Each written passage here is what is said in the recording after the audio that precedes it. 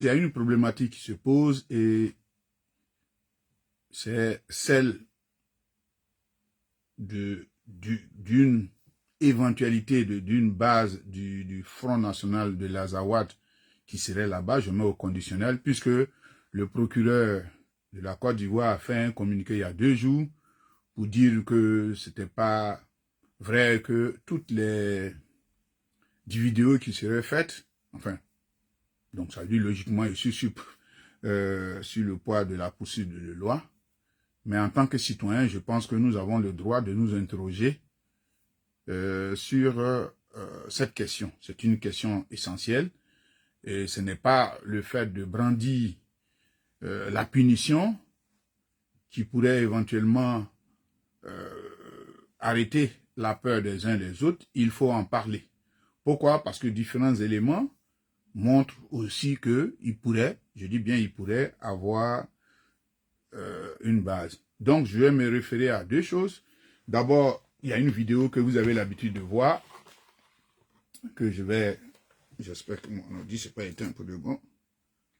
Donc,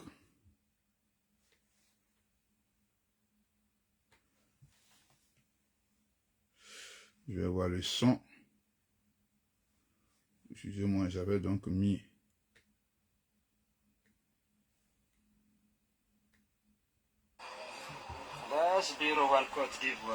Voilà. Il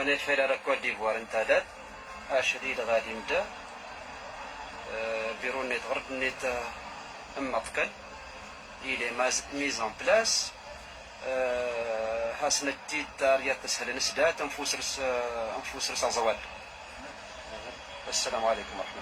Voilà. Moi, je ne comprends pas. Dans cette vidéo, on va la réécouter. Il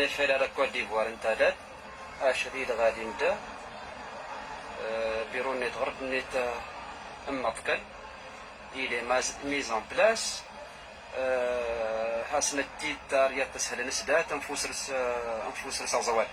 Voilà. Donc, voilà, pour ceux qui comprennent, donc ici, le monsieur, il y a 2 mots qu'on comprend. Il parle de Côte d'Ivoire, il parle de l'Azawad. Bon, je ne comprends pas. Donc, je me suis permis aussi de... Je vais prendre une deuxième vidéo qui...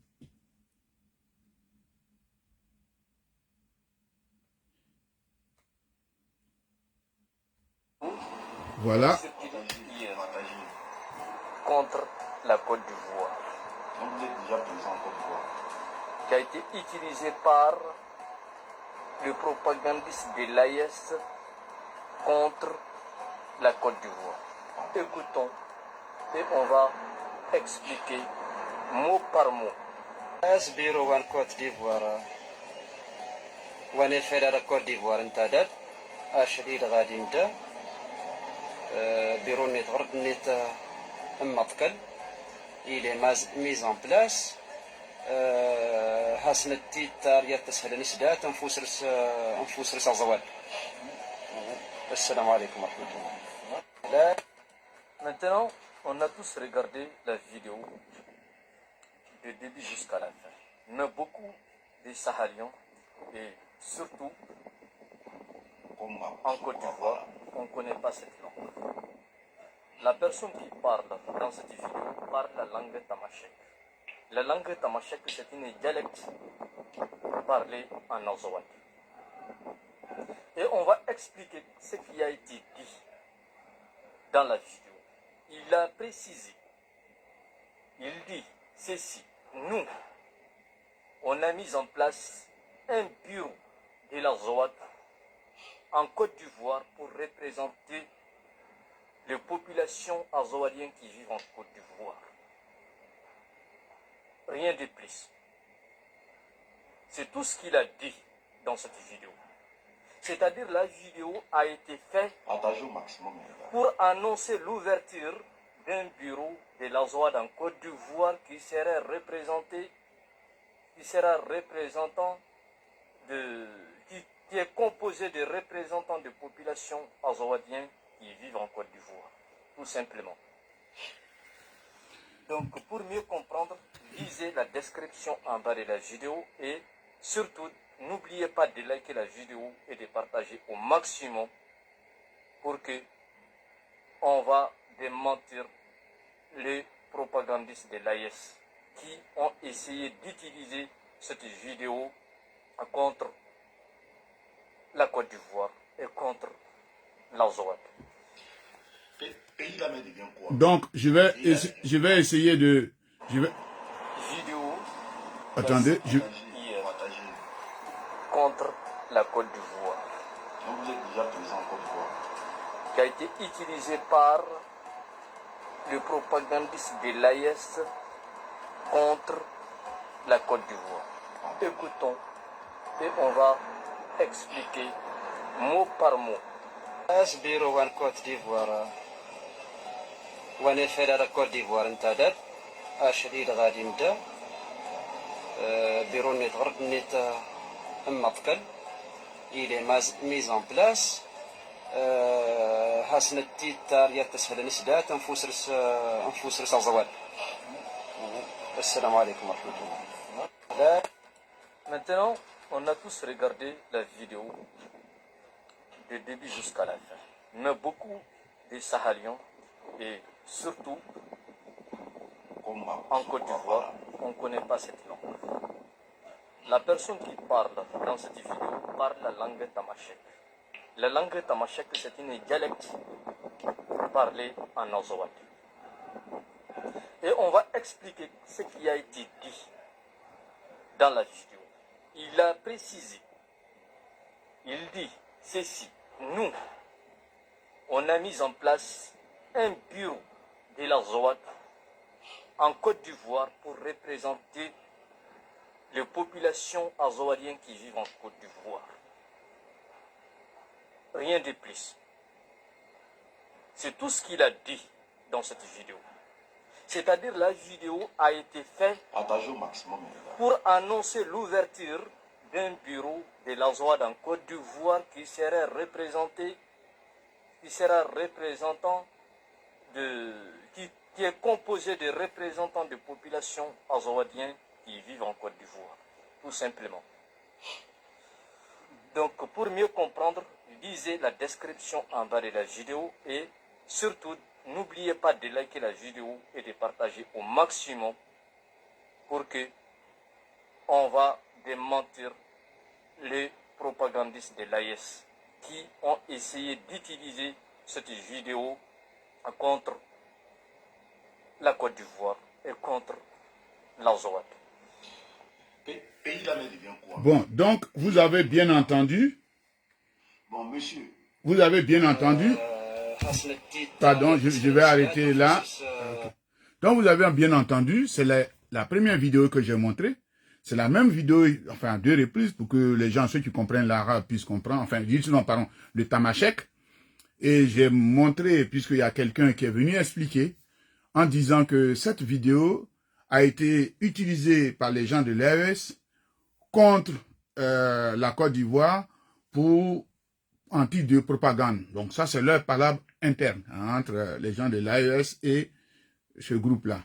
Mais nous, qui sommes originaires de ce pays, ou bien qui sommes peut-être, qui aimons ce pays, qui voyons, je pense qu'il est tout à fait intéressant, malgré le communiqué du procureur, que nous nous interrogeons, parce que voilà quelqu'un qui vient dire qu'effectivement, c'est l'installation d'une base pour représenter les membres de, comment on appelle, les tamasheks qui seraient en Côte d'Ivoire. Bon, bizarrement, pourquoi en Côte d'Ivoire?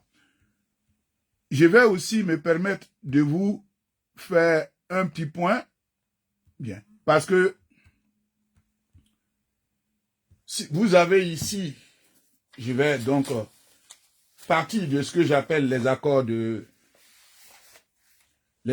paix et de réconciliation au Mali. Vous pouvez les chercher sur chose et puis pour les avoir, qui ont constitué l'élément focal, l'élément de base sur lequel ils sont partis pour pouvoir faire ce qu'ils appellent les accords d'Alger. Donc, pour pouvoir parler. Donc, je vais d'abord planter le décor, ensuite parler des conséquences éventuelles si effectivement cette base est établie. Donc, présenter donc ce groupe-là. Donc, ici, nous sommes, je pense, en 2015, puisque le document a été fait le 25 accord du 25 février 2015. Donc, c'est ça qui est là. Dans ce document qui a été soutenu par une résolution de l'ONU, j'avais mis tout ça, j'espère, comme je suis un peu désordonné, une résolution de l'ONU, il faut que je la trouve, ok, donc voilà la résolution de l'ONU, que je vous montre, donc, vous voyez, bien c'est une résolution de l'ONU, vous avez donc, c'est une résolution de l'ONU. Donc, cette résolution adoptée le 31 août 2020 parle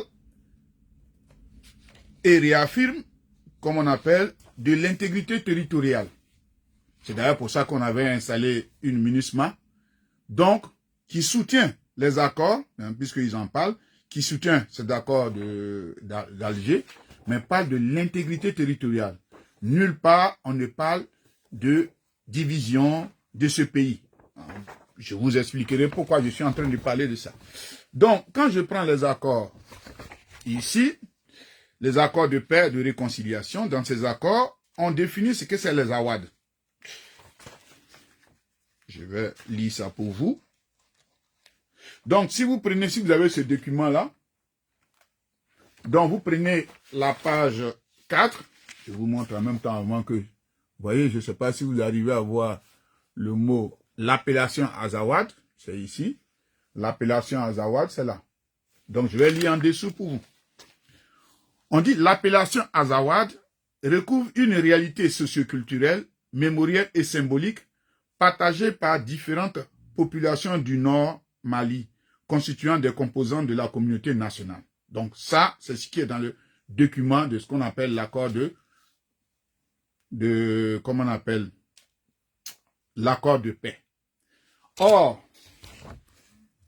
ce qui pose un véritable problème, parce qu'on veut parler des populations qu'on appelle les gens de Tamashek, donc que je vais essayer de parler d'eux, puisque vous pouvez le vérifier, hein, vous pouvez aller donc c'est la répartition de ces populations, qui la plupart du temps, ce qu'on a, hein, les Touaregs, c'est un peuple belge, qui sont répartis sur 5 pays bien donnés, reconnus. Le Niger, le Mali, l'Algérie, la Libye et le Burkina Faso. Ça va? Donc, je parle en termes de répartition. Le Niger abrite écoutez bien, c'est le Niger qui abrite la plus grande population touareg, estimée à environ 800 000 individus. Il représente environ 10% de la population totale du pays. Vous avez le Mali. La communauté touareg au Mali est estimée à environ 550 000 personnes, majoritairement présentes dans le nord du pays, notamment dans l'Adra de Iforas. Vous avez donc, en troisième lieu, vous avez donc l'Algérie, où ils sont 50 000. En Libye, ils sont 60 000. Au Burkina Faso, ils sont 196 000. Et au Tchad, au Nigeria, on nous dit une minorité de Touaregs est également présente au Tchad et dans l'extrême nord du Nigeria, souvent en raison des déplacements des nomades. On dit les Touaregs se désignent eux-mêmes sous le nom de Keltamachek, ceux qui parlent le Tamashek. Ou bien Imagegen, hommes libres. Bien que repartis en différentes frontières nationales, ils partagent une identité culturelle et linguistique commune. Je ne sais pas si vous comprenez ce que je suis en train de dire. Donc, je viens de parler de la répartition des Tamashek. La plus grande communauté se trouve au Niger, pas au Mali. Je répète, la plus grande communauté des Touaregs se trouve au Niger, pas au Mali. Bien. Et donc, ceux-là, au vu de ce que nous avons entendu dans la vidéo, sont venus avoir une représentation, ou bien seraient venus, je mets ça au conditionnel, pas que j'ai peur du procureur, mais il faut que bon, puisque je n'en sais rien, seraient venus pour mettre une base de leur représentation en Côte d'Ivoire. La question, c'est en tant que qui? D'autant plus que une représentation est faite lorsque vous avez un État qui est reconnu, ou bien même s'il n'est pas reconnu totalement comme le cas de la Palestine, mais on peut considérer que dans l'objectif d'un futur qui va être fait, cela, on peut accepter, et ça dépend des pays, une forme de représentation. C'est le cas de la Palestine, puisque la Palestine, en fait, depuis la création de l'État d'Israël, il y a été question de 2 États en bonne et due forme. Ça, il y a une résolution. Depuis 1947. Donc, il y a une résolution. Donc, là-dessus, l'ONU ne peut pas se dédier. Donc, il y a des pays qui acceptent, comme en Belgique, je ne sais pas, en France, je ne sais pas, mais il y a des représentations de la Palestine. Bon, quand bien même que cette situation a évolué. Mais pour ce qui concerne l'Azawad, ils ne font pas, c'est pas une scission, c'est pas une scission ou bien un État en tant que tel qui est reconnu par l'ONU. Sur quelle base l'Azawad peut être reconnu, peut avoir une base en Côte d'Ivoire, une représentation pour soi-disant les populations azawadiennes. Bon, d'abord l'appellation Azawad pose problème. Une autre source qui m'a interpellé. Donc, c'est un article que j'ai pris dans un journal, mais je vais le lire, de Tahirou Bah, écrivain et auteur. Donc, il a écrit cet article. Je vais le lire pour que vous compreniez. Il dit l'ouverture d'un bureau du FLA, c'est-à-dire le Front de Libération de l'Azawad en Côte d'Ivoire, et le titre il met une dérive inquiétante. Tout récemment, nous avons tous vu un groupe d'individus se revendiquant du mouvement terroriste FLA tenir un point de presse sur le sol ivoirien. Je continue. Excusez-moi. Ces individus ont annoncé l'ouverture d'un bureau censé représentant le FLA, lequel serait désormais, selon eux, le principal coordinateur et organisateur de ce qu'ils appellent les populations de l'Azawad en Côte d'Ivoire. Depuis lors, aucune condamnation officielle n'a été entendue de la part des hautes autorités ivoiriennes, encore moins une déclaration clarifiant leur position face à l'installation de ce groupuscule se réclamant du FLA sur leur territoire. Il est troublant de constater qu'après l'Algérie qui joue un rôle de premier plan dans la déstabilisation de notre pays, ça c'est un Malien qui parle, un journaliste malien, et plus largement du Sahel, la Côte d'Ivoire semble à son tour accepter, voire tolérer une telle initiative du FLA sur son sol. Je rappelle que le seul représentant légitime des Maliens en Côte d'Ivoire demeure l'État du Mali, ainsi que les organismes reconnus officiellement pour représenter notre diaspora. Cet acte gravissime constitue une preuve supplémentaire que malgré les apparences, le régime ivoirien joue avec le feu en tolérant sur son territoire un groupe armé prônant la partition pure et simple d'un pays voisin, le nôtre.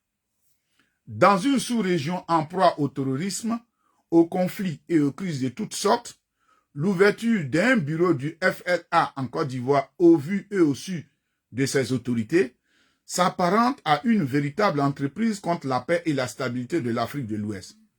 C'est la première fois dans l'histoire de notre sous-région qu'un mouvement terroriste et séparatiste se déclare officiellement sur le sol d'un pays voisin sans susciter la moindre réaction, ni au niveau régional, ni africain, ni international.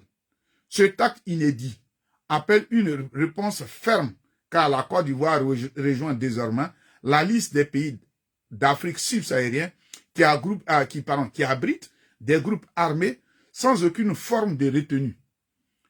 Le régime ivoirien vient simplement de faire tomber le masque, révélant son véritable visage, celui d'une base arrière potentielle pour les groupes terroristes qui sévissent dans le Sahel.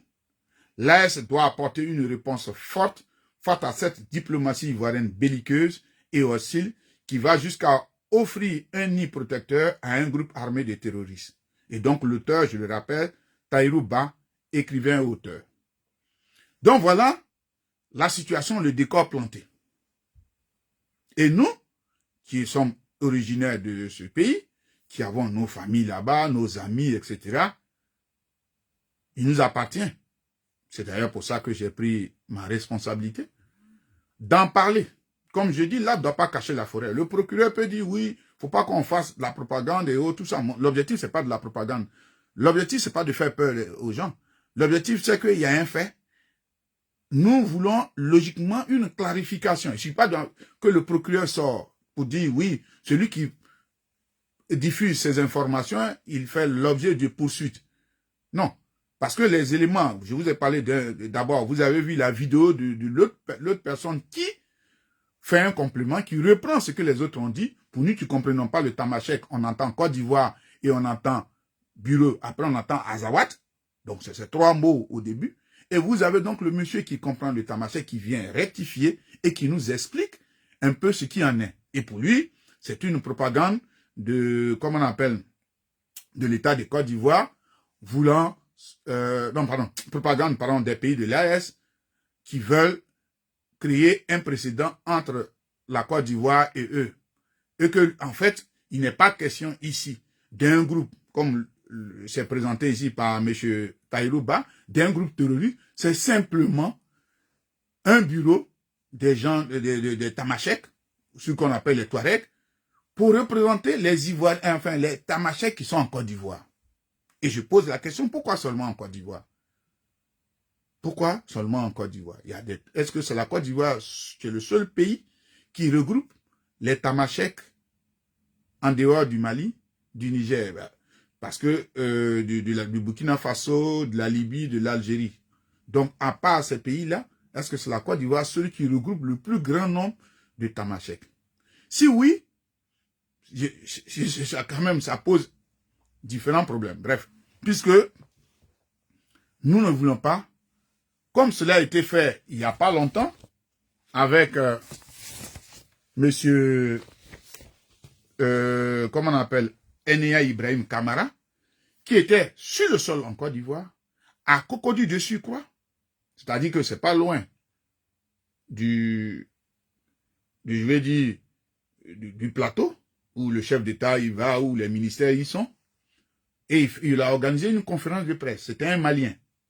Il était de l'opposition, et qui avait fait dire que lui, il est dorénavant le président du Mali, et que ce n'est pas le président Assimi Goïta. Et là, à l'époque, le docteur Simone et Yves Gbagbo étaient intervenus le 28, parce que cette histoire s'est passée le 23 février 2022. Elle, le 28, elle avait fait une déclaration pour dire pourquoi est-ce que la Côte d'Ivoire pourrait servir de base arrière à l'opposition malienne. Quelqu'un peut être là, peut faire, mais dans le contexte dans lequel il est, il ne peut pas dire que lui, il est en Côte d'Ivoire, il est le président du Mali.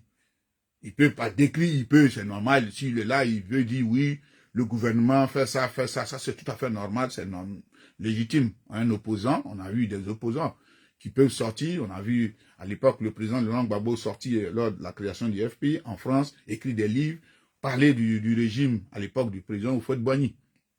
Ça arrive. Monsieur Alassane Draman Ouattara aussi qui est au pouvoir, il n'hésitait pas, surtout quand il était en France, de trouver que le régime du président Laurent Gbagbo était un régime qu'il tolérait, mais qui allait tomber. Bon, ça c'est une parenthèse. Donc, ça ne fait pas l'objet de dire de rapatrier la personne. Mais lorsque vous mettez là-bas, que vous dites que les institutions qui sont en place ne sont plus celles qui sont là, ça veut dire que vous êtes en train de créer un précédent qui n'est pas beau, qui n'est pas intéressant. Vous voyez, donc c'est pour cela nous devons parler de ça et que les autorités doivent nous éclaircir. Parce que c'est pas normal que nous apprenons sur les réseaux sociaux, même si on dit ça à titre propagandiste, mais qu'il aurait une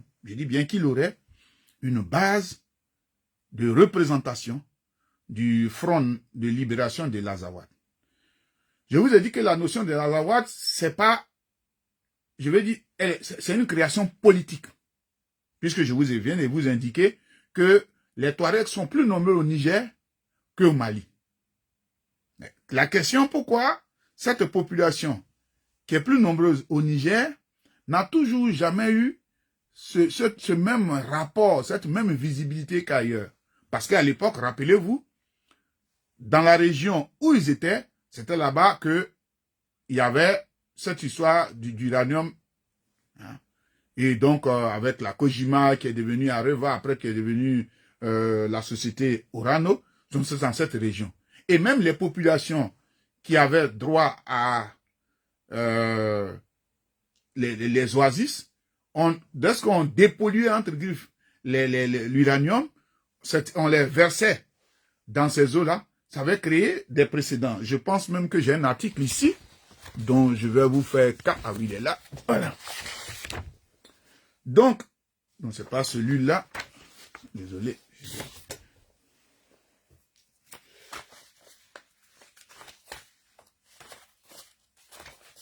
Il faut que je le trouve. Il doit être là. Tellement d'articles. Bon. Si en attendant je le retrouve. Parce que. Bon. Donc, pour vous dire que quelque part, c'était plutôt un problème d'ordre politique. Vous voyez, ça c'est un journal ici en Belgique. C'est sorti le 2 mars 2015. Vous avez ici, accord sur la paix dans le nord du Mali. Accord sur la paix dans le nord du Mali.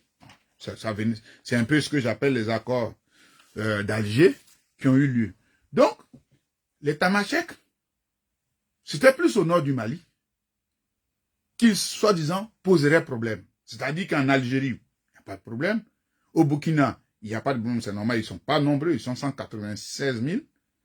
En Libye, il n'y a pas de problème. Au Niger, où ils sont les plus nombreux, il n'y a pas de problème, il n'y avait que le Mali. Et lorsqu'il y a eu ces accords du Mali qui ont eu lieu en 2015, en février, le 25 février 2015, qu'est-ce qui s'est passé? On a scindé le pays en deux. Je répète, après ces accords-là, le pays a été scindé en deux.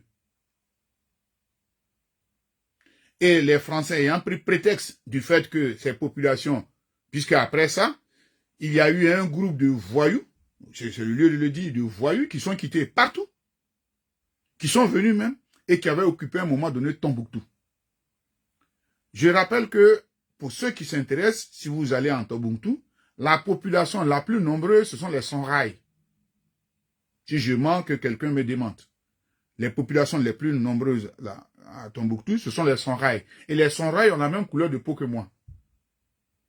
Alors pourquoi eux qui sont plus nombreux que les Tamashek ne sont pas là pour revendiquer une quelconque parcelle de terre ou bien un territoire donné? Pourquoi les Azawad au Mali, simplement, vont constituer un drapeau, des bureaux, ils sont laissés sur les médias français, notamment France 24, TV5, pour venir faire la propagande pour dire que eux, ils doivent tout faire pour avoir ce territoire, qui va à l'encontre de ce qui a été arrêté lors de la création de l'unité africaine, le 25 mai 1963, je pense. J'espère que je ne dis pas des bêtises. Et qui a été réaffirmé par la création de l'Union africaine. C'est-à-dire, on laisse comme ça les territoires. Mais, comme certainement qu'il y a eu le précédent du Soudan, on veut partir de là pour créer un État de l'Azawad. Mais s'ils créent un État de l'Azawad, la question, au nord du Mali, est-ce que ceux de Libye sont concernés, ceux du Burkina sont concernés, ceux du Niger sont concernés, ou bien c'est seulement le petit Azawad au Mali? Donc, ce sont des questions qu'on se pose. Maintenant, moi, je vais, donc, après qu'on se soit partagé, on se soit posé un certain nombre de questions de ce qui en est, etc., puisque je pense que ce groupe-là, il faut tenir compte des enjeux. Je vais un tout petit peu en parler, parce que si on n'en parle pas, c'est pas bon. Donc, ici, j'ai un journal officiel français. Je vais vous donner la date. C'est un journal officiel. Ce journal officiel date du vendredi 11 janvier 1957. Je répète, 11 janvier 1957. Et ce journal-là, donc vous avez la loi 57-27 du 10 janvier 1957, créant une organisation commune des régions saharienne. Je répète, pour que vous notez la loi, vous pouvez le chercher, vous tapez Google, vous prenez, moi je ne cherche pas à compliquer les choses. Donc c'est un journal officiel du vendredi 11 janvier 1957 Et la loi dont il s'agit, c'est la loi numéro 57-27 du 10 janvier 1957, créant une organisation commune des régions sahariennes. Donc, quand nous on parle de 57, ça veut dire que nous sommes encore dans la période qu'on appelle colonie, enfin, où on était occupé. Je vais vous lire déjà quelques articles. Donc, quand vous prenez le document, je crois, donc déjà quand on tourne, parce qu'on parle de la page 578 de ce journal officiel-là. Article 1. Il est créé une organisation commune des régions sahariennes dont l'objectif est la mise en valeur, l'expansion économique et la promotion sociale des zones sahariennes de la République française et de la gestion de laquelle participent l'Algérie, la Mauritanie, le Soudan, le Niger et le Tchad. Je rappelle que le Soudan, c'est celui que je peux appeler, c'est celui qu'on appelle maintenant, depuis l'avènement de Modibo Keïta, qu'on appelle le Mali. Sinon, on appelait ça le Soudan français. Donc, vous voyez. Donc, c'est les Français qui vont créer cette zone-là. Et cette zone, parce que, comme ils disent, de susciter l'extractivité, par exemple, on dit de susciter l'installation d'industries extractives, de transformation et de créer, lorsque les conditions le permettent, des ensembles industriels. L'Organisation commune des régions sahariennes est habilitée, après accord des ministres intéressés et notamment, et selon le cas du ministre de la France d'Outre-mer ou du ministre chargé de l'Algérie, à rechercher éventuellement l'adhésion des territoires limitrophes et à passer avec ces derniers des conventions destinées à lui permettre de réaliser son objet. Donc, je vous conseille de chercher ce document-là, parce que l'objectif n'est pas de parler de cette situation, mais pour vous déjà donner des idées. Si éventuellement, une fois, j'en reparle, comme ça, vous avez le document, on pourrait en parler. Ici, c'est nous voulons qu'il y ait une clarification de l'État de Côte d'Ivoire par rapport à ces vidéos-là. C'est pas le fait de dire, ne pas les publier, mais c'est le fait de dire, est-ce que ce que le monsieur explique, qui dit qu'il comprend l'état-major, ce qu'il a dit, il y a une base, un bureau représentatif des gens, des Sahéliens en Côte d'Ivoire. La question, peut-être, bon, je sais pas, il y a combien de tamashékiens, ou bien je sais pas comment on les appelle, en Côte d'Ivoire pour qu'il y ait un bureau de ces gens. Première question. Deuxièmement, le fait qu'ils aient une représentation, ça veut dire qu'ils se mettent au même niveau qu'un État. Donc, ça veut dire que de facto, en les acceptant, comme je vous ai fait lire, enfin, j'ai lu l'article de M. Tahirou Bah, ça veut dire que nous commençons à créer un conflit entre nous et le Mali. Or, si on a un conflit entre nous et le Mali, ça veut dire qu'on a un conflit avec les pays de l'AES, c'est-à-dire avec le Burkina Faso et le Niger. Qu'est-ce que nous gagnons à vouloir avoir des ennuis avec cela? D'autant plus que ce sont des pays frères. Vous avez des Maliens qui vivent en Côte d'Ivoire, vous avez des Ivoiriens qui vivent au Mali, vous avez des Burkinabés qui vivent en Côte d'Ivoire, vous avez des Ivoiriens qui vivent au Burkina, vous avez donc des Ivoiriens qui vivent au Niger, vous avez des Nigériens qui vivent là-bas. Nous n'avons, logiquement, entre les populations, nous n'avons aucun problème.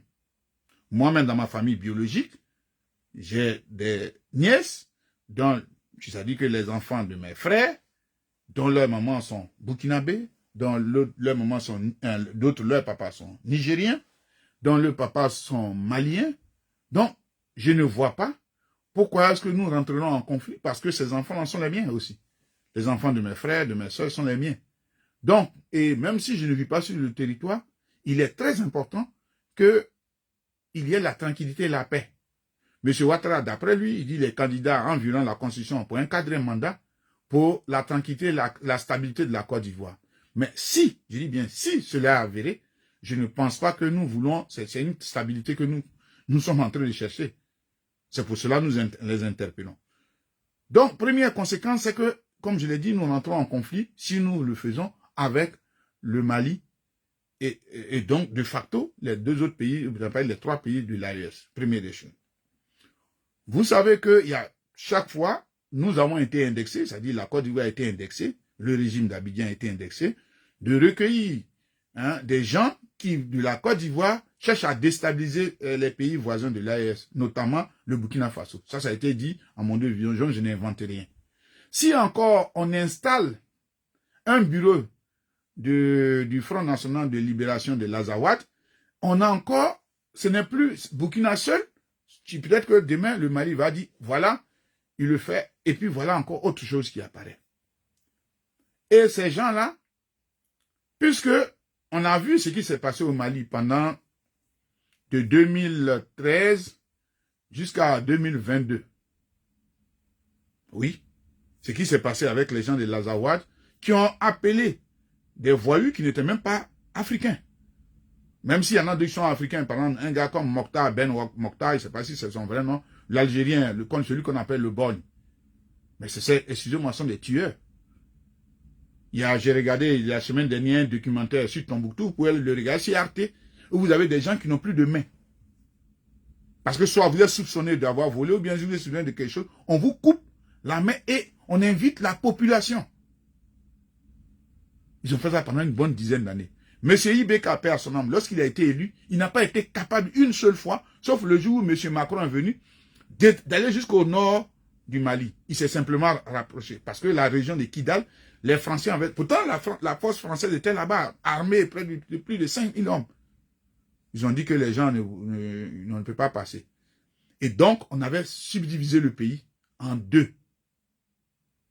Une partie qu'on dit au sud, et l'autre partie riche, soi-disant, au nord.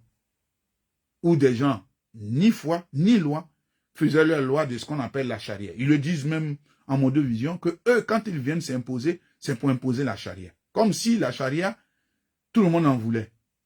C'est-à-dire que c'est de dire à tout le monde d'être musulman. Moi, je ne suis pas obligé d'être musulman. Comme je ne suis pas obligé d'être chrétien. Donc, c'est ma possibilité, ma sensibilité, ma culture ne me dit pas d'être chrétien, d'être musulman. Ceux qui se le sentent, ils peuvent l'être. Il n'y a pas d'obligation à amener quelqu'un à adopter la religion de l'autre. On sait que ces religions dites révélées, que ce soit le christianisme ou l'islam, sont venues par la violence. Mais avant, ils nous ont eu. Ils ne vont plus nous avoir. Donc, si les tamashaks disent qu'ils sont musulmans, ça c'est leur droit. On leur demande de prier comme ils veulent, il n'y a pas de problème. Mais on ne peut pas aller imposer leur religion à d'autres populations. Je vous ai dit qu'au nord du Mali, dans la région de Tombouctou, ce sont les Songhai. Et sur quelle base, leur histoire, ils viennent, non seulement beaucoup étaient des trafiquants de drogue. Pourtant, il me semble, puis je me trompe, que dans leur Coran, que tout ça c'est haram. Il y a une vidéo qui circule, où il y a eu une fête, un mariage, où il y a un qui a voulu tirer en l'air, il a abattu, enfin il a tiré accidentellement sur le marié. Je ne sais pas si vous voyez, le gars, il avait porté un truc bleu brillant. Et le monsieur, le temps de l'envoyer à l'hôpital, il est décédé. Vous imaginez, ça dit que c'est des gens qui, pour eux, les armes, c'est comme un jouet qu'on donne à nos enfants. Ça dit on donne des jouets, mais on met de l'eau dedans. Mais eux, ils s'amusent avec ça. On a l'impression que la vie, pourtant ils disent qu'ils sont croyants, pourtant ils disent qu'ils sont musulmans, la vie n'a pas de sens. Il suffit simplement de prononcer Allah Akbar, ça suffit pour tuer. On peut faire des revendications sans utiliser les armes. Nelson Mandela est resté en prison 27 ans sans utiliser les armes. C'est vrai qu'au départ, il a dit qu'il faut une contre-offensive, mais ils ont souffert. Mais ça a été fait. Donc, nous ne comprenons pas que ce groupe qui est assez belliqueux, qui aime les armes, qui sont minoritaires, se fasse se représenter en Côte d'Ivoire, si c'est avéré, et de plus, qui sont des gens qui sont habitués aux armes, est-ce qu'ils pourraient, je dis qu'ils pourraient éventuellement, au cas où ils ont besoin que leurs revendications soient prises en compte par la Côte d'Ivoire, où ils ont besoin de l'aide, ils peuvent se permettre, excusez-moi l'expérience, je ne le souhaite pas, je pense que nos ancêtres vont empêcher ça, ils peuvent abattre des Ivoiriens, et puis dire que c'est l'État, le gouvernement malien qui serait venu avec des barbouzes qui l'ont fait. On a vu Mobutu a fait ça. Quand il a voulu qu'on stoppe ce qui s'est passé à Kolwezi, il a abattu, je crois, plus d'une centaine, enfin, peut-être plus d'une centaine d'Européens.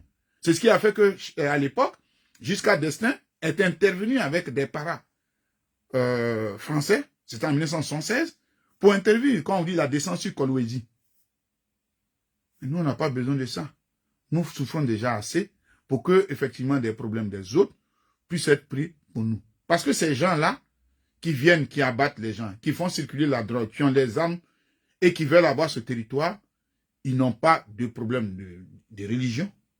Ce sont des mercenaires qui sont la solde des impérialistes et qui ont pour objectif de créer le désordre et les troubles dans les pays. Gêner la quiétude des populations. Parce que ce sont eux qui viennent, qui peuvent aller déposer des bombes. Et le fait que, par exemple, qu'ils crient Allah Akbar, les gens les qualifient. Et ils sont souvent utilisés par les systèmes impérialistes. Je vous ai dit, les médias français, que ce soit France 24 ou TV5, les appellent souvent. Vous pouvez voir quelqu'un qui peut venir sur la chaîne française pour dire que oui, nous on a applaudi, voilà notre drapeau, on a notre hymne national, etc. Or, les Corses, je dis bien les Corses, si les Corses font ça, l'armée française va aller tuer celui qui a fait ça. Mais parce que nous sommes des nègres, on peut se permettre cela. Comment on peut accepter cela?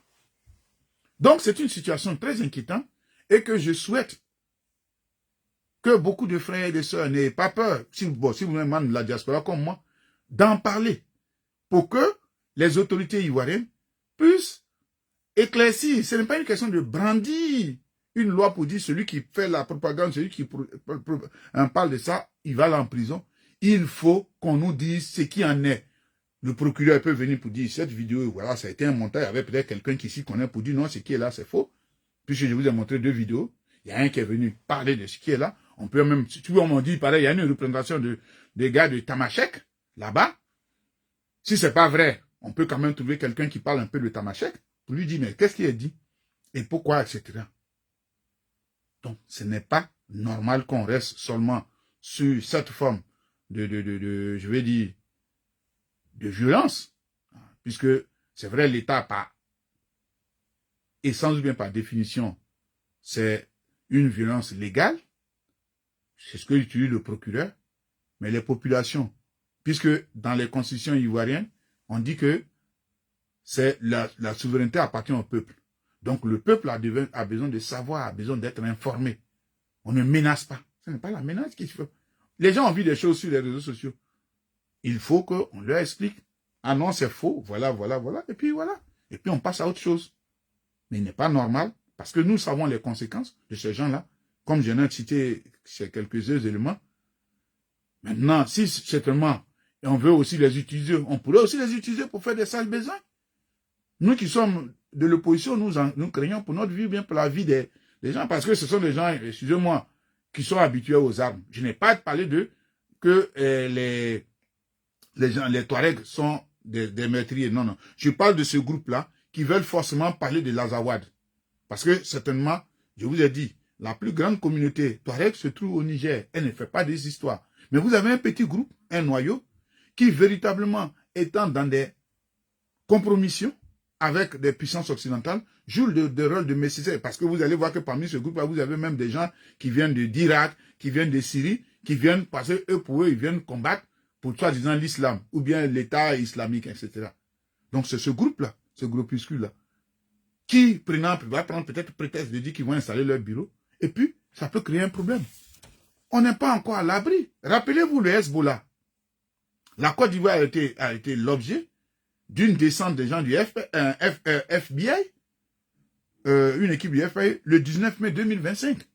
On dit que le Hezbollah, à partir de la Côte d'Ivoire, finance le terrorisme. Déjà, on a déjà fait des Hezbollah sur nos têtes. On va encore mettre les gens de... Comment on les appelle? Des Tamashek sur nos têtes. Mais vous voyez ce que ça signifie. C'est beaucoup. Le petit peuple de Côte d'Ivoire cherche déjà même à avoir sa pitance pour manger. Les enjeux géopolitiques et géostratégiques, ce n'est pas ce qu'ils ont besoin. Ils veulent que leur quotidien puisse manger quelque chose. C'est ce qu'ils demandent, rien de plus. Donc, si nous avons ça, ça va être quelque chose de difficile. C'est pour cela que j'en parle. Et comme je dis, je souhaite que d'autres personnes en parlent. L'objet n'est pas d'insulter qui que ce soit, mais amener les autorités à faire, c'est pas un communiqué, vraiment, ils ont la possibilité d'aller à la télévision ivoirienne, il y a la RTI qui est là, il y a, bon, je sais pas, d'autres choses, allez expliquer ce qui s'est passé, voilà. Si on dit les vidéos sont fausses, oui, bon, peut-être venir un technicien pour démontrer, pour rassurer les Ivoiriens. Et puis rassurer le peuple malien. Parce que eux aussi, je vous ai lu l'article de ce journaliste. Si les Maliens, parce que je vois, les Maliens disent oui, que la Côte d'Ivoire, c'est notre ennemi. Les Ivoiriens n'ont pas d'ennemi. Enfin, je vais dire, le citoyen lambda n'a pas d'ennemi. Lui, son ennemi, c'est comment vaincre la faim. Comment faire pour que, s'il a un repas matin, il peut avoir le repas le soir. Je parle de la très grande majorité des Ivoiriens. Hein. Il y a un petit noyau qui mange tellement qu'ils n'ont pas besoin, ils n'ont pas besoin de ceinture, ils ont besoin simplement de bretelles. C'est pas de cela que je parle. Parce qu'ils peuvent manger 10 fois, 100 fois dans la journée. Juste. Même leurs chiens, ce que les chiens mangent, vous prenez même, peut-être 10 familles ne peuvent même pas manger ça pendant 2 jours. Bon, bref, je ne parle pas de cela. Mais la grande majorité des Ivoiriens ont besoin d'avoir la quiétude, de pouvoir se battre au quotidien pour avoir leur petite pitance. Donc, ce n'est pas normal que, dans le cas qui nous intéresse ici, qu'encore on ajoute d'autres problèmes à d'autres problèmes. Voilà donc le sens de ma vidéo sur à la fois Facebook et ici TikTok pour que les gens comprennent les enjeux de ce qui est et que véritablement on sache que la première des choses pour un individu, c'est sa sécurité physique. Je répète, la première chose qui est cruciale pour un individu, c'est sa sécurité physique. Après vient la sécurité alimentaire. Si vous êtes pourchassé partout, etc., je ne pense pas que vous ayez envie d'avoir faim. Quand vous voyez des fugitifs, un fugitif, je ne souhaite pas que vous le soyez. Nous, à l'époque, quand on était étudiants et qu'on était dans les mouvements, tout comme l'a fait ici, et qu'on nous chassait, bon, on était plus préoccupé comment faire pour se cacher. C'était pas quelque chose de grave, hein, c'était la police, etc. De cacher même que de dire qu'on avait faim. Il peut arriver même pendant une journée, tu ne sais même pas que tu as faim. Donc, la sécurité physique d'un citoyen est la chose la plus intéressante. Ensuite, après la sécurité physique, c'est la sécurité alimentaire. Il faut que la personne puisse se nourrir, même avoir ne serait-ce qu'un repas au moins, mais bien constitué dans la journée. Donc, c'est ça, la préoccupation. Envoyer encore, si c'est avéré, des forces, une représentante de ça, nous disons non, on n'a pas besoin. Parce que je me demande, il y a combien d'états-machèques pour qu'il y ait une représentation. En le faisant encore, c'est-à-dire que nous allons contre les décisions de l'Union africaine, les décisions de l'ONU, et nous allons encore contre les pays de l'AES. Est-ce que vous ne pensez pas qu'on a assez, chers messieurs qui vous gouvernez en Côte d'Ivoire, vous ne pensez pas qu'on a assez de problèmes, pourquoi on en crée encore d'autres? Sinon, éclaircissez-nous. Dites-nous ce qui en est réellement de ce que nous avons entendu, pour que nous soyons rassurés, pour que nous aussi d'ici, les membres de la diaspora, nous soyons rassurés. Nous nous rendons compte en fait que nos parents qui sont là-bas doivent être rassurés. Voilà le sens de mon message. Et je m'arrête là. Si éventuellement il y a quelques questions, je ne sais pas, je pourrais répondre ici, que ce soit sur Facebook. Voilà. Bonsoir, Beau Edwige, chers collègues. Miezan, bonsoir. Ici, Kader Aziz, Bané, bonsoir. Ici, bon, moi je ne maîtrise pas bien ces trucs de choses. Je ne sais même pas.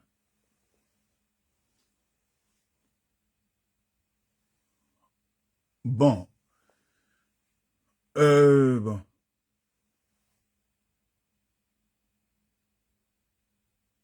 Donc, je vois ici Marie-Thérèse Adou qui dit « Bonsoir frère, ce qu'on ne dit pas, c'est que la Côte d'Ivoire est un pays pris en otage par des terroristes. » Bon, je croise les doigts pour que ça ne soit pas vain.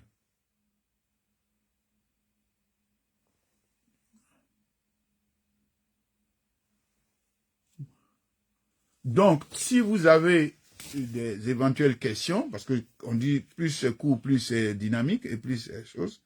Donc, là, elle a fait une 50aine de minutes. Si je vois, comment tu vas mon jumeau? Donc, s'il y a des questions éventuelles, je suis prêt à répondre.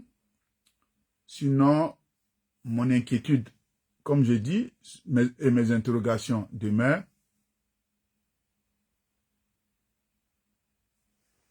Bon, Papa Jacques, c'est qui? Bon, j'essaie d'inviter les gens. Bon, je ne maîtrise pas bien. Voilà.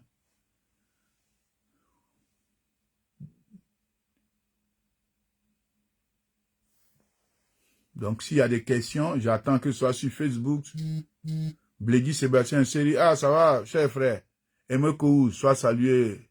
Nikes Dadier. Linda, je t'ai déjà salué. Qui d'autre encore? Thérèse Amicha. Ibrahim Bamba. Vous qui êtes au pouvoir, venez nous éclaircir. C'est vous qui êtes au pouvoir. Donc, j'espère que tu feras le message pour que on vienne nous dire ce qui en est. Est-ce que ce qui est dit est vrai? Ah, tu dis d'arrêter mes réflexions saugrenues. Tu ne peux pas te fier à des fakes pour te faire voir. Tu veux forcément paraître. C'est la même situation sur l'interview du frère Blé. Je t'ai écouté, mais bon, je vais dire, moi j'aime bien la transparence, monsieur Ibrahim Baba. Je t'ai écouté, mais déçu, car juste te faire voir pour un débat entre toi et Gbagbo sur la carte graphique. Rien vu de vous voyez là. Bon. Tu n'as rien dit d'important. Francis Soula, je te salue. Donc, comme il est au pouvoir, il pense que il a le monopole de la vérité. Bon, voilà. Je salue. Mon frère Kassoum Ouattara, je te salue. Je pensais que tu allais me poser une question. Oula, je t'ai salué. Qui d'autre encore? Bon. Je sais pas. Si je ne vous ai pas vu, je m'excuse. Oula, tu as vu, hein, j'ai dit ton nom 10 fois. Tu ne peux plus me reprocher cela. Donc, voilà. Si je pense que on est là. Comme M. Ibrahim Bamba, qui est membre du RHDP, qui est au pouvoir, dit que c'est des fake news, nous nous en tenons à ses propos. Donc ici, je rappelle que vous qui êtes sur Facebook, comment on appelle, TikTok, comme sur Facebook il a écrit, il dit que c'était fake news. Nous ne pouvons que nous réjouir. Donc, vous savez, bon, je suppose que lui, il a toutes les informations, que ce sont les fake news, dont on va. Moi, je vais dormir tranquillement, puisqu'il est dit. Voilà. Aïe, comment il fait? Bon, comment on fait pour... Nana Caron, comment on fait pour... Je sais pas... comment on appelle...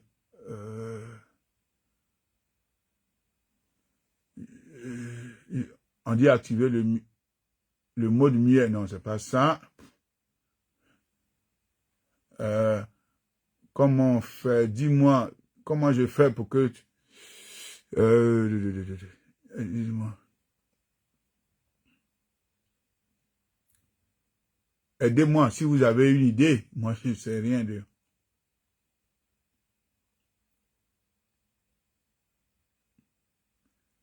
Comment je fais pour que quelqu'un vienne intervenir? Je ne sais pas si vous savez le faire. Dites-moi pour que je vous aide. Pour que si vous avez des questions. Ou bien ici, vous pouvez écrire. Si vous pouvez écrire votre question. Ah mince, moi, mais je ne sais pas faire le direct. S'il y a quelqu'un qui sait comment on permet à quelqu'un d'intervenir dans un direct, dites-moi sur TikTok.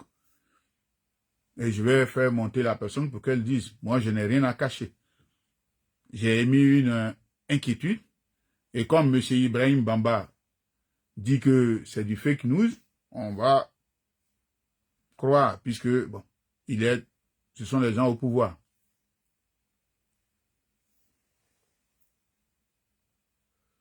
Ah là là. Vous qui êtes ici, vous savez comment on fait.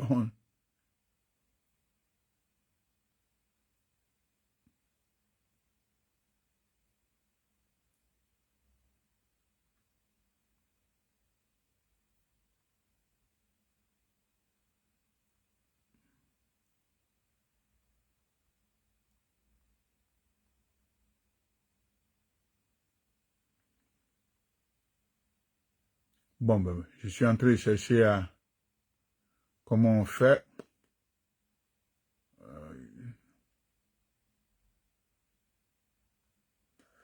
Bon, je vais voir ici, il y a 3 petits points. Qu'est-ce qu'on fait? Cadeau de retourner l'appareil, mettre en live, pause, contenu, bon.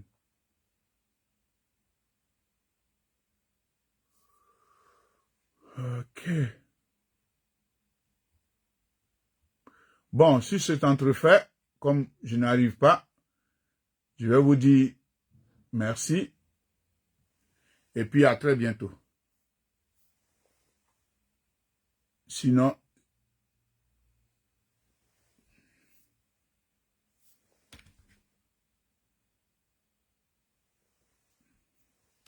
attends, je vois 3 nouveaux messages. Qu'est-ce qu'ils disent?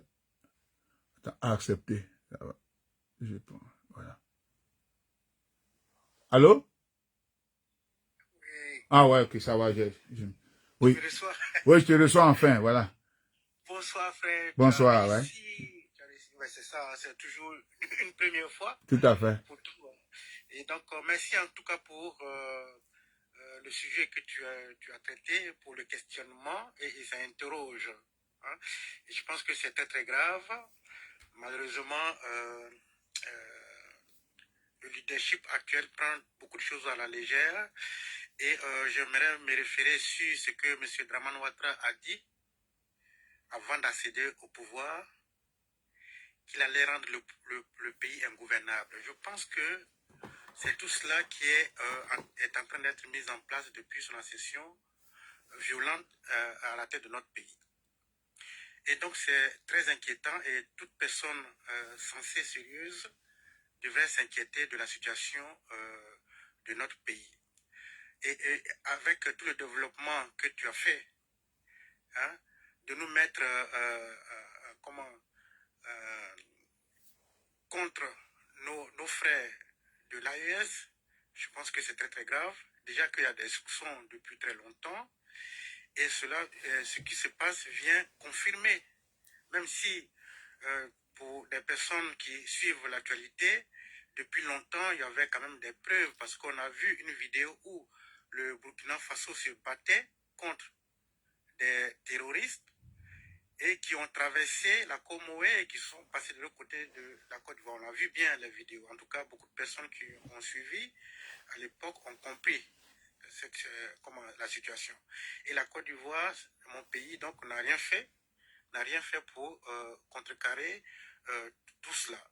D'ailleurs, on a parlé à un moment donné, il a été question de ce que il y a eu des réfugiés qui étaient venus et qu'on a construit des logements au nord pour nos frères qui fuyaient leur pays en raison de la déstabilisation qu'ils subissaient. Et quand on met les choses bout à bout, quand on fait une petite réflexion, on comprend bien parce qu'au moment où ces logements étaient construits au nord, on cassait des maisons des gens de Côte d'Ivoire, des propriétaires de terre qui dormaient sous les ponts et dans les cimetières. Beaucoup de personnes l'ont constaté. Et donc, je pense que pour un pays sérieux, le bien-être de sa population est primordial. Même si on doit recevoir des gens qui sont en détresse, c'est normal. Mais dans l'histoire, je ne connais pas, sauf erreur de ma part, que quand un gouvernement accueille des réfugiés, qu'on construit des maisons en dur pour eux. Et donc, quand on voit que des terroristes traversent la Comoye, comme je le disais tout à l'heure, et qu'ils viennent, est-ce que ces logements sont construits réellement pour des réfugiés, nos frères, qui fuient les combats dans leur pays, ou ces logements sont construits pour des terroristes et leurs familles? Ça, c'est une grosse question. Et d'autant plus que partout où, malheureusement, la France est en accord avec un dirigeant, il y a toujours quelque chose de pas clair là-dedans. Sauf quand le dirigeant, il est quand même un peu sérieux, entre guillemets, qui a le souci de sa population ou qui gouverne pour sa population. Il y a un certain nombre de choses que le dirigeant ne peut accepter ni ne peut tolérer. Mais malheureusement, on constate que ce qui se passe dans notre pays doit inquiéter la plupart des gens. Je suis même outré, choqué. J'espère que dans l'opposition, la classe politique va réagir par rapport à ça et les députés également. parce que cette situation qui est en train d'être créée va nous péter à la figure à nous tous.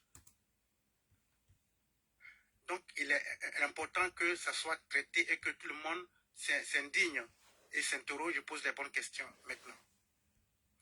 Quand ça a assez duré, et donc c'est ce que j'ai voulu dire, frère Tapé. Merci pour le développement et on doit quand même suivre ça de près et attirer l'attention de tout le monde. Comme tu as interrogé ou tu as dit vouloir que tout le monde, en tout cas dans la diaspora, on puisse en parler de la problématique qui est très sérieuse pour que ceux qui dirigent notre pays puissent nous donner des réponses face à cette situation-là, des réponses sérieuses, parce qu'il y a beaucoup de choses qui sont prises à la légère. Merci beaucoup, frère. Ouais, merci à toi aussi. Merci beaucoup. Je pense qu'il y a quelqu'un d'autre qui... Bon, je ne sais pas. Est-ce qu'il y a d'autres personnes qui veulent intervenir?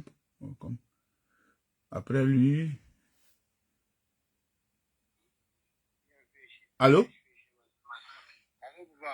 Oui. Bonjour. Ouais, c'est Ange? Oui, papa. Ouais, on t'écoute. Ouais, si tu as... Voilà, si tu as une préoccupation, un aperçu, comment on appelle, je vais dire, un démenti, s'il y a quelque chose que tu veux dire, tu es le bienvenu. D'accord, papa. Il n'y a pas de souci. Merci beaucoup, papa. D'accord. Merci beaucoup. Pour le moment, j'écoute. Ah, ok, ça va. Donc, parce que j'avais vu des gens qui demandaient à monter, donc, comme c'est la première fois que je fais ça, donc, Ça, papa. ok. Merci beaucoup, papa. De rien, ok. Donc, j'écoute.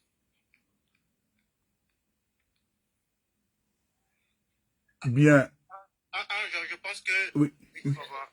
Je pense que le grand frère, il était en train de finir, hein? Il était sur la fin.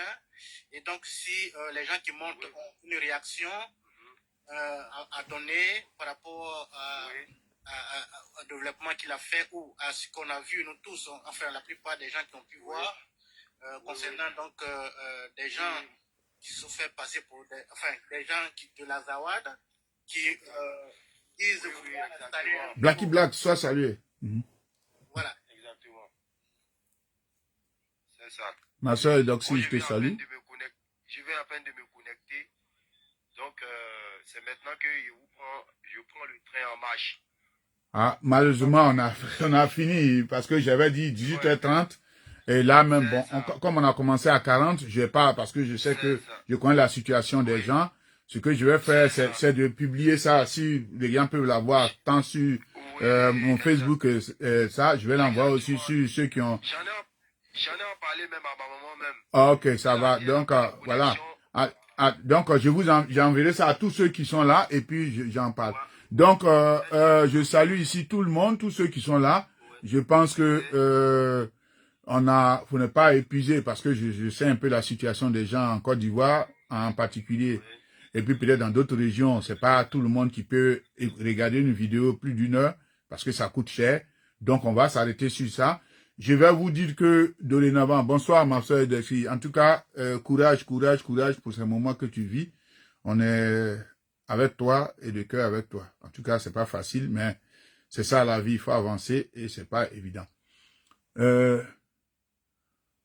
Bon, ma soeur Marie-Thérèse Adou. Ok, j'ai compris. Mais dans tous les cas, bon, c'est une situation qui est posée. Hein. Nous, on s'interroge. Je dis, il faut qu'on débatte de tout. C'est pourquoi qu'on ait peur de débattre. Parce que moi, je ne sais pas prendre des armes. Je ne peux pas faire partie d'une rébellion, ça ne m'intéresse pas. Moi, ce que je sais faire, c'est de critiquer et d'apporter des solutions. C'est tout ce que je sais faire.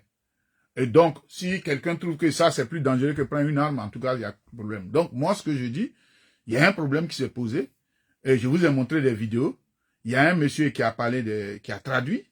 et qui a dit qu'il y avait une représentation du Front de libération de l'Azawad en Côte d'Ivoire. Pour ces représentants qui sont en Côte d'Ivoire, je me demande, ils sont combien pour qu'il y ait représentation. Donc ça pose un véritable problème. Et donc nous nous inquiétons. On n'a pas envie d'avoir des problèmes avec les pays voisins, si c'est avéré. Si c'est avéré aussi, on n'a pas envie que la Côte d'Ivoire serve de base arrière à la déstabilisation d'un pays. Parce que s'ils sont en Côte d'Ivoire, vous voyez que le Mali serait encerclé. Vous avez les gens qui sont au nord du Mali là-bas, et les autres qui sont en Côte d'Ivoire qui pourraient progresser. On va prendre donc le gouvernement, puisque le gouvernement du Mali se trouve, Bamako est pratiquement presque au sud. Donc vous voyez ce que ça provoque. Et nous, ça dessert notre population, ça dessert l'image même du gouvernement. Donc c'est pour cela, nous disons aux gens de venir éclaircir. Je ne dis pas que ce que M. Ibrahim Bamba a dit est faux ou c'est vrai. Lui, d'après lui, dit c'est des fake news. Bon, ok, car cela ne tienne. Mais nous voulons que les gens viennent nous dire si ce que nous avons vu, ce que nous avons entendu, c'est pas quelque chose de réel. Nous sommes prenants. Notre objectif, c'est la sécurité des Ivoiriens sur toutes ces formes. Donc, comme j'ai commencé ces petits trucs-là, bientôt, je vais en parler de différents sujets. On va peut-être arrêter une forme de périodicité. Ça va certainement être, je vais dire... Ah, voilà, il y a la sœur qui dit qu'on a tous vu. Et c'est vrai, le frère Cheikh Keïta du Mali en a parlé.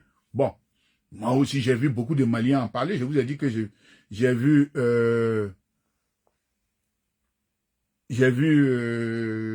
comment on appelle, je vous ai cité le nom d'un article qui est sorti, d'un journaliste là-bas.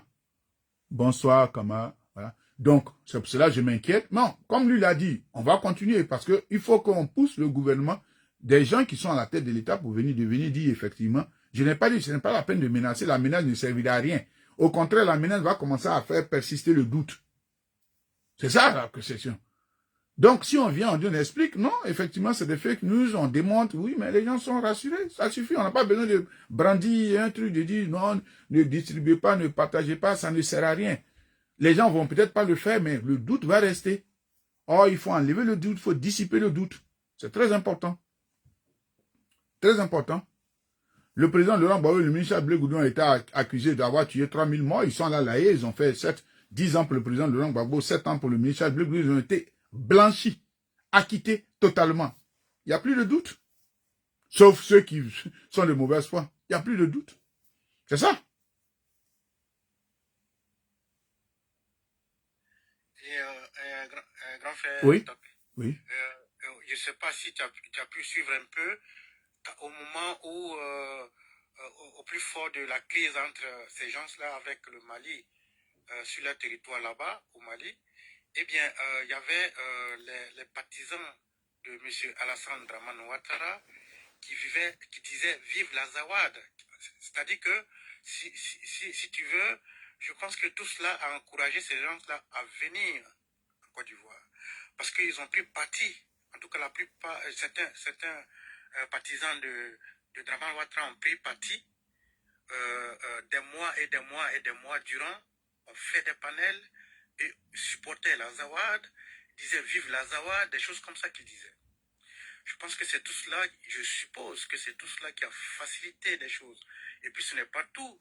Je pense que, comme je le disais tout à l'heure, que la France a installé Dramane Ouattara, la France a promis à Azawad de diviser le Mali, la France s'entend bien avec Dramane Ouattara, et donc il est naturel que Azawad vienne avec la complicité de la France. Et Dramane Ouattara ne pourra rien dire. C'est pourquoi il traite tout ça à la légère. Et c'est dommage, il faudrait qu'il s'agisse de notre avenir et surtout l'avenir de nos enfants. Et la Côte d'Ivoire est en train d'être dénaturée et il faut réagir et vite. Et il y a urgence. Merci, grand frère. De rien. Bon, est-ce qu'il y a d'autres intervenants? Parce que demain, on travaille. Oui, papa, moi je voulais intervenir. Oui, je t'écoute. Bonsoir. Bonsoir. Moi je suis assis ici présentement avec un ami, Oui. un jeune malien. Je suis assis avec lui à Boisseau ici. Il s'appelle Issa Sissé. Il dit que lui, il a vu la vidéo là et que vraiment c'est pas une fake news. C'est quelque chose qui est vrai depuis quelques jours. Comme les gens ont constaté, c'est quelque chose qui est vrai, qui s'avère vraiment vrai. Donc, loin des doutes, c'est pas que les gens pensent que c'est une fake news.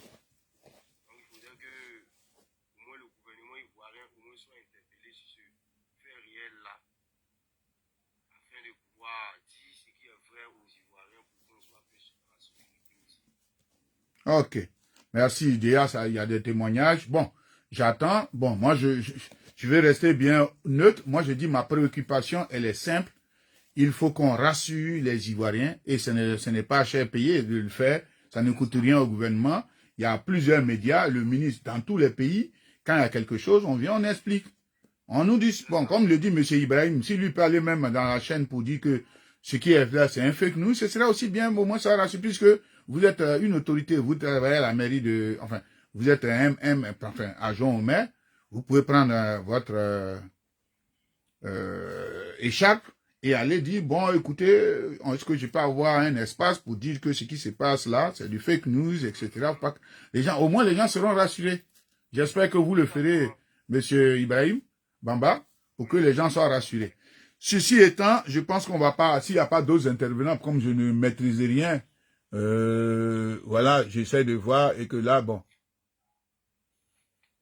je ne vois rien. Bien, j'espère que vous me voyez. Sinon, vous me voyez, hein? Oui, oui. Ok. Donc, je vous encourage, je suis aussi auteur, donc j'ai écrit 3 livres, donc ça c'était mon premier livre, Ces Africains ennemis des Africains. Je te vois pas, je sais pas si le frère te voit réellement, mais moi l'écran est noir. Oui, c'est moi, mais je vois que l'écran aussi est noir, mais je ne sais pas comment on fait. Pour que ce soit plus noir, je ne sais pas. Oui, c'est déjà pas mal, c'est une première fois, donc... Ouais. Ah là là, bon. Donc vous me voyez même pas du tout. Non, non, pas du tout, moi, pas du tout.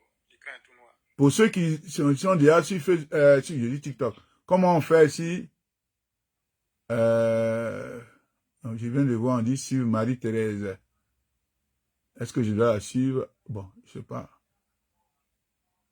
Comment ça se fait? Bon. Non, vous voyez rien. Est-ce que ta caméra a été autorisée? Mais comment on fait pour trouver des caméras autorisées? Bon, il faut aller dans application. Non, mais c'est au début, vous me voyez. Oui, au début, on te voyait. Oui, au début, on voyait. Mais on ne sait pas du coup comme ça.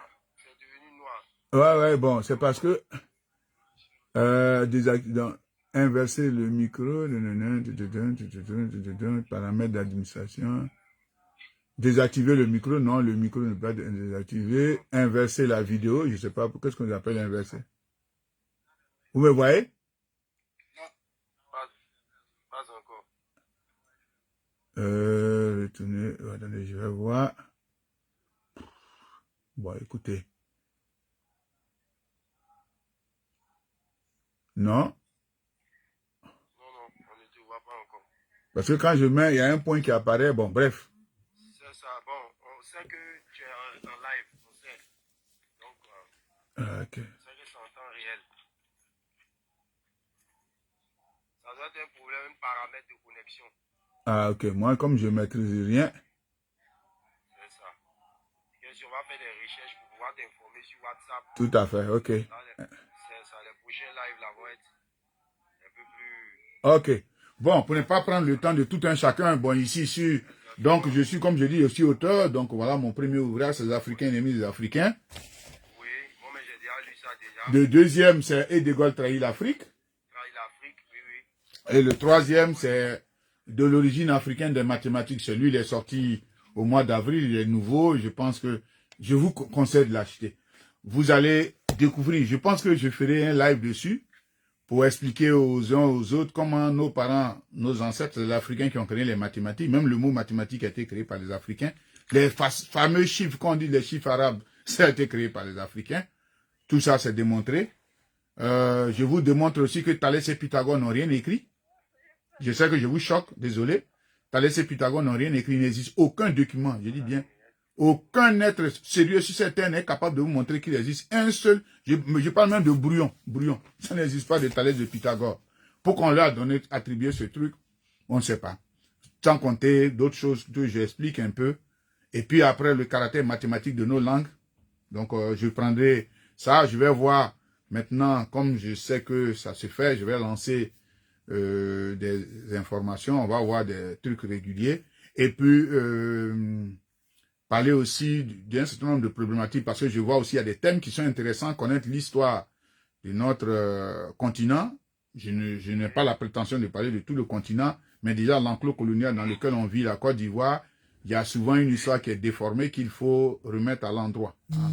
On donne l'impression que la terre de Côte d'Ivoire était une terre vide. Ça, c'est un thème qui a été, une thèse qui a été développée par Maurice Delafosse. Donc, nous allons revenir dessus. En 1902, on découvre que la Côte d'Ivoire est une zone aurifère, c'est-à-dire une zone où il y a beaucoup d'or. J'ai un document que j'ai téléchargé, je vais bien le lire, vous ça, je vais vous le montrer, vous pouvez le télécharger. Vous pouvez aller sur Gallica, vous tapez GA2LICA.BNF, Banque nationale française. Et quand vous arrivez dessus, vous tapez Côte d'Ivoire. Donc vous allez voir le document de 1902 qui a été écrit en 1903.